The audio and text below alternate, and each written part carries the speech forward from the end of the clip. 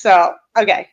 So, all right. Tell me about yourself. Tell me how you got started and interested in grooming.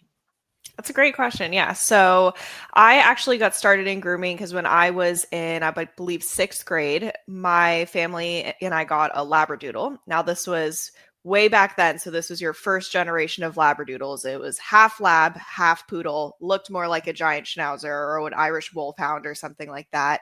And we discovered it was really expensive to get a large dog like that groomed. So my mom and I picked up a pair of clippers from Target, started shaving her in the backyard. And that was kind of my intro into grooming in general. And I've always loved pets, always loved dogs. I was one of those people that was just blessed to kind of come out the womb knowing exactly where I wanted to go in life, and that was with animals. So then when I was in high school, I got my first job as a bather at a dog grooming salon right around the corner from my house, and was able to continue practicing some shave downs and things there. Really loved it. Absolutely just, it was so much fun and a lot of hard work, but I was really excited about it. So then in about 2015, when I was 18 years old, I went into Petco and was like, hey, hire me as a dog groomer. I know how to groom, even though I didn't really have a whole lot of professional experience. And I did a 3-breed technical. So they have you do like a schnauzer, a poodle, a couple different types of dogs to see where your skills are at. Passed my 3-breed technicals, and that's how I started grooming at Petco. So I learned a lot on the job at Petco, just kind of absorbing as much as I could from everybody. And then I moved around to a few different grooming salons from there. So overall, I was grooming for about 12 years. And then I unfortunately got thrown off a horse and I broke my back. So I was not able to continue the laborious work of grooming, right? But I invested 12 years into this industry. I love it so much. And I really wanted to be able to still utilize everything that I'd learned. And so that's when I kind of pivoted and ended up working with well-groomed pets. So I don't have to be doing the actual physical grooming, but I work with all of our different well-groomed pets locations across the country and help support them in having a really successful grooming business with really happy clients and helping the pets kind of live their best grooming lives as well. So that's kind of my background. Oh, that's interesting. I mean, you had that passion at a very young age, and it's really cool to have that drive and to have, your mom also being like, come on, let's go try this, and let's see what happens, and supporting that desire. Now, tell me about well-groomed pets. Like, Yeah. Tell me a little bit about that business. Sure. Yeah. So Well Groomed Pets is a pet grooming and wellness franchise. So we have a bunch of different locations throughout the country that are owned by different individuals, kind of small business owners, right? And so from the pet parent's perspective, Well Groomed Pets is all about providing the best quality grooming experience that you could have while focusing on wellness for your pet. So that is pillar number one of Well Groomed Pets, is incorporating wellness into the grooming experience. So the way that we do that is typically when your pet comes into the groomer, the groomer will check them all over, right? Look at their skin, their coat, their ears, their nails, their teeth, all these types of things, right? Mm-hmm. So at Well Groomed Pets, we do that, but we actually use technology to track these things so that we can see different changes over time. And we track over 50 different wellness attributes. So there's a ton of information that we're gathering. And that's everything from tartar on the teeth to cloudiness in the eyes to some arthritis or joint pain.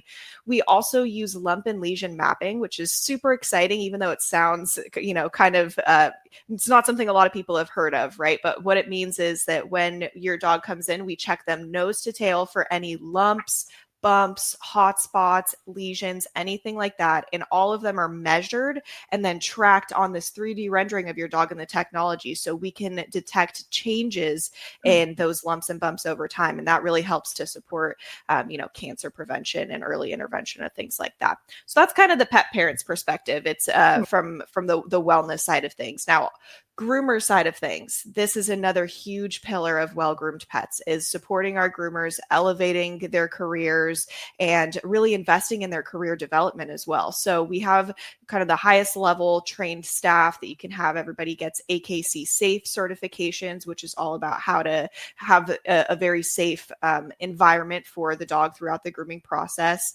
And we also have our groomers fear-free certified. So if you guys haven't heard of the fear-free program, look it up. It's incredible. This is all about reducing fear, anxiety, and stress in pets throughout their grooming experience. It actually started in the veterinary industry, and then they transitioned and made a program for groomers and for boarding facilities and daycare facilities, rescue facilities. So this is another key piece of the experience for the pet parents, is knowing that their groomer is trustworthy and is going to make this a positive experience for their pet. There's somebody they can rely on. And for the groomers, that fear-free certification is provided to them as a benefit of being an employee of Well-Groomed Pets as well. So that's us kind of investing in their career development also. So those are the two main pillars of Well-Groomed Pets: wellness for pets, the best possible positive experience during grooming, which can be kind of a scary thing for dogs, right?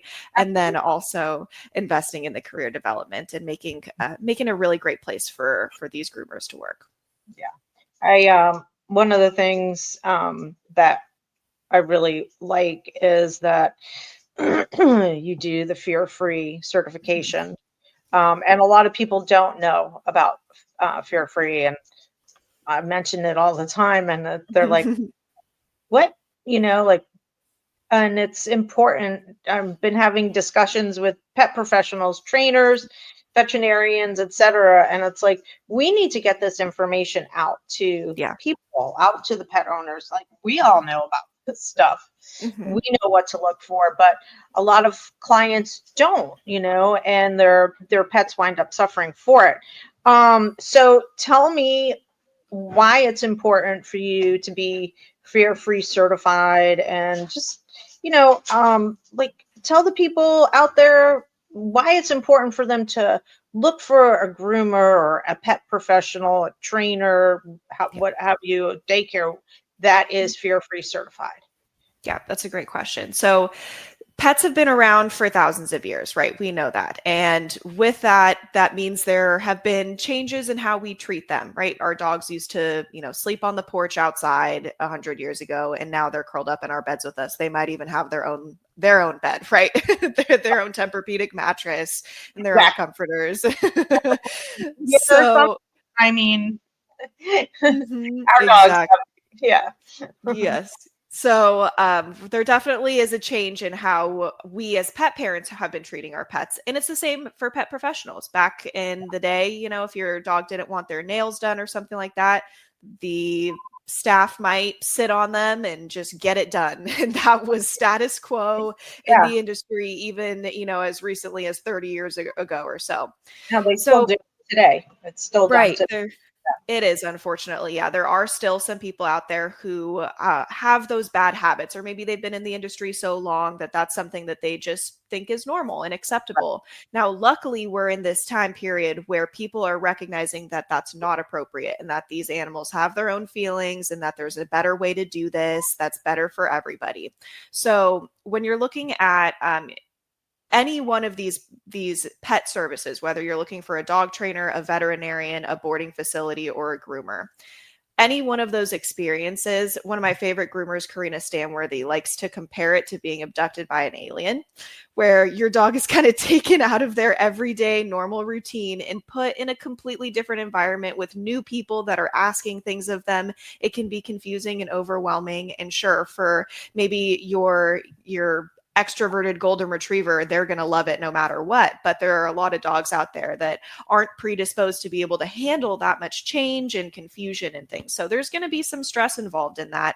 And if you can have a pet professional who understands how to navigate that, respects the fact that that pet is going to be a little bit uncomfortable, and is dedicated to earning that pet's trust, it's going to be a better scenario for everybody. So I'm sure we all have heard the horror stories of things that have happened with trainers or with groomers, and they're impactful. I still remember one of my favorite dogs that I groomed was this very small toy poodle named Buddy, who had his front legs broken by a groomer when he was a puppy. And he was the sweetest dog. And it just, I can't let that go. You know, I heard that story 10 years ago and I'll carry it with me everywhere I go.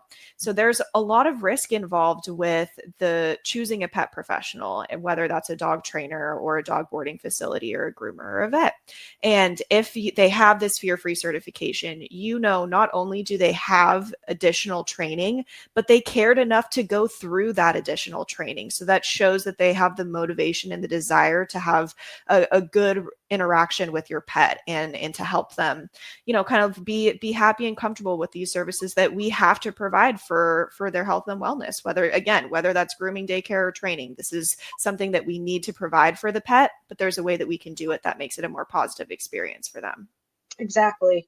And you know, something that has been, just read a clip on Facebook that another dog has been killed because of a trainer doing a board and train, and the trainer just, you know, whatever happened, we don't know exactly yet. That's under investigation.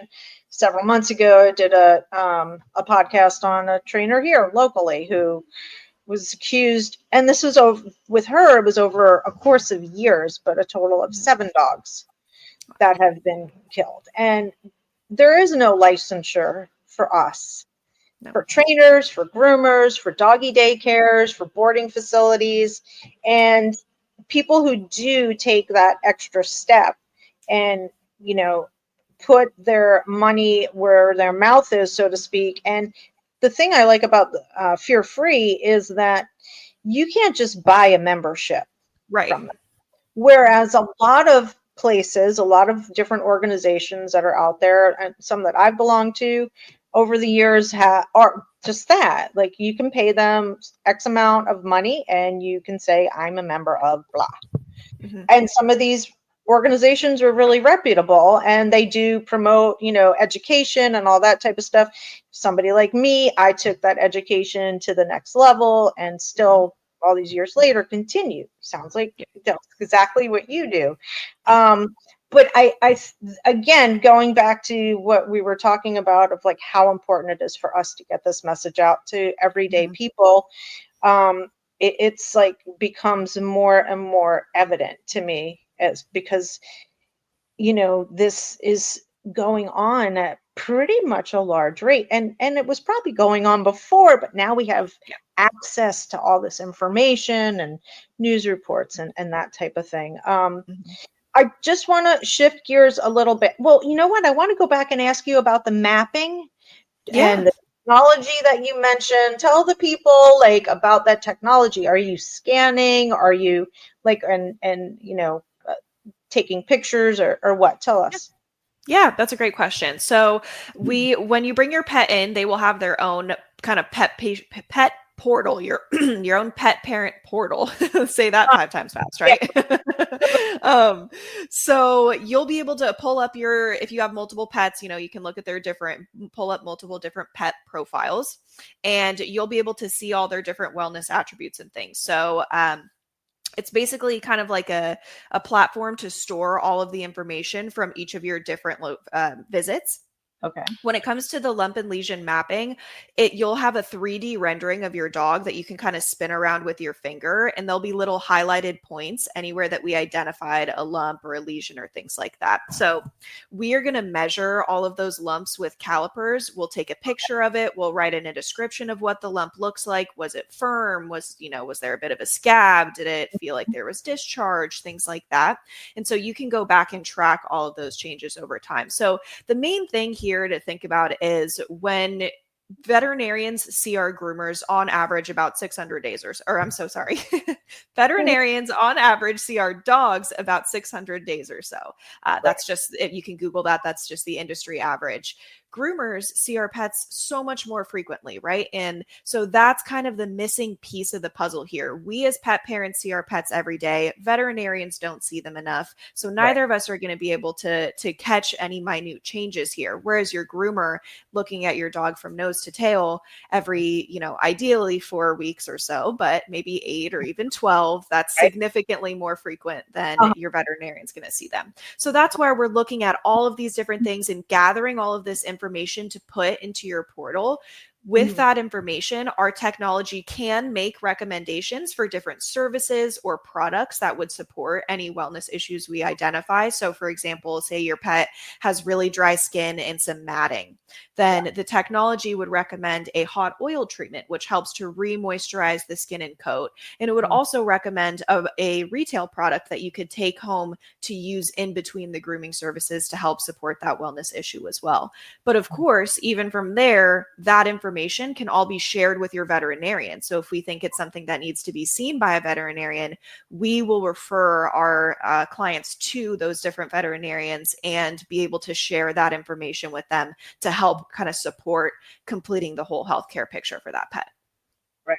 I was just talking to a veterinarian, Caroline Murray, out of New Zealand, and we were talking about how trainers need to have a really good relationship with the veterinarians in the area because, Yes.